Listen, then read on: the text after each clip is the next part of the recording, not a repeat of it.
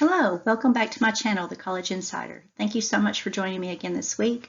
If you haven't already subscribed to the channel and liked the videos that you've watched, please do so. That gives me an idea of if you're enjoying the videos, if I should continue to bring you content. I enjoy bringing you information that I have as an insider. I've been a college professor for over 27 years and I have so much information I want to share with you free.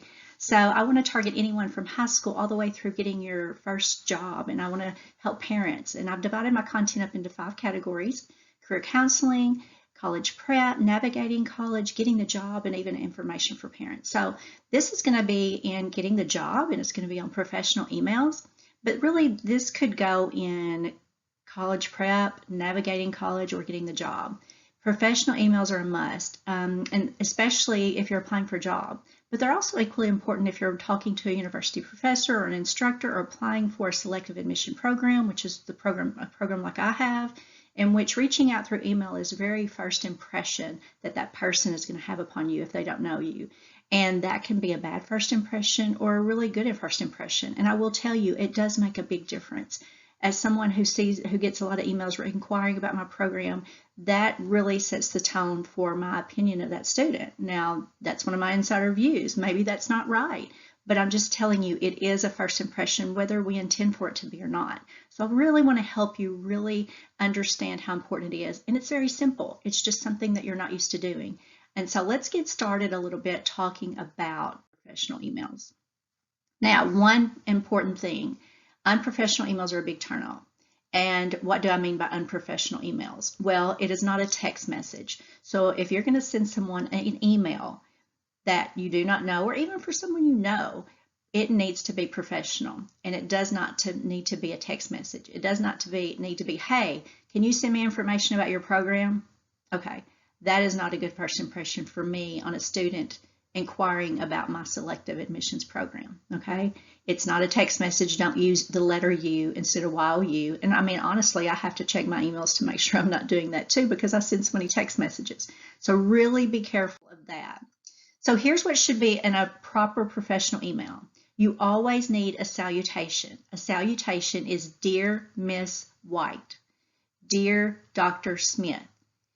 If you don't know who they are, then you need to go look up their title. If it's someone you're emailing, then it's a personal email inquiring about something, go to the website and see what their title is. If you don't know for sure, it can just be To Whom It May Concern, or Dear Sir, Dear Ma'am. Make sure that you get your pronouns correct. Proper title of recipient, so that goes hand in hand with salutation. You don't want to call somebody a Miss or Mr. if they are a doctor, a PhD.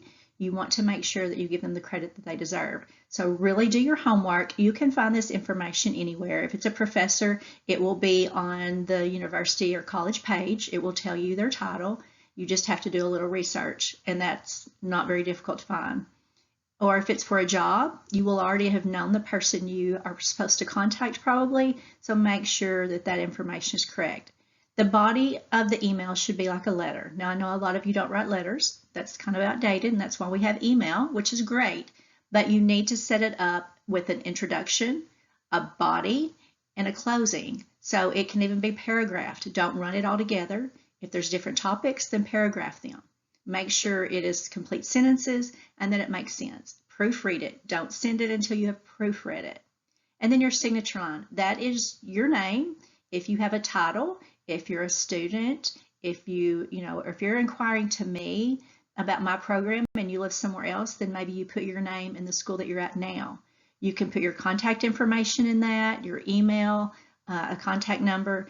We don't really want to put a lot of different things in there that would be things like cutesy fonts or extras. We don't balloons or kitty cats on our stationery for our email. Really, we don't want to put religious or political quotes in your signature line either. That's okay for your personal email if you're doing, but when you're sending for a job or sending to someone, professionally, that's really not something that you want to have in your signature line. And it can just turn some people off if it's especially political. So it's just better to leave that very clean and professional. And then always make sure your subject line is appropriate. So if you're inquiring to me about my selective admission program, then you would want to say information about blank blank program, or follow up on interview on September 6th, or, a thank you. Thank you. You could put thank you in there. If you've talked to someone and they provide you information, or you've interviewed for a job, it's always good to send a thank you one. So if you don't have something in that subject line, a lot of times it'll go to spam or they won't even see it. So make sure that you put an appropriate subject line of whatever you're discussing. So what do you need to do before you send that, especially to a professor or even for a job applicant? You need to go to the website like I told you and find that information. It doesn't take long to find information on there. You can Google their name, Google their title, and it'll all come up. Make sure you know that title. Don't email a professor a question that's clearly stated on the website, in the syllabus, or correspondence from a professor. Or if this is a job application we're talking about, you want to do a little homework on the organization that you're applying for a job for. So you don't want to ask a question that's stated very obviously in the job description or on the website. Do your homework and get that information. And that way you also have a little bit of knowledge, and you can say, I see that you have this position available. I see that your organization has grown over the last few years. I see that you're getting new equipment, whatever that may be. Show them that you've done a little bit of homework, that you've done that little extra step to find that information prior to reaching out. I always send a follow-up thank you email. So whether it's, you ask a professor a few questions and they replied to you, send an email. Thank you so much for getting back to me. Sincerely. It doesn't have to be long. It doesn't have to be wordy. If someone has interviewed for you for a job, send a thank you email. It always says a lot about your personality when you send back just a thank you. Even if you didn't get the job, it's worth sending back, thank you for interviewing me. I appreciate it. If you have further openings in the future, please contact me. Your name will stick in their head a little bit, and they may think about you next time that they have an opening.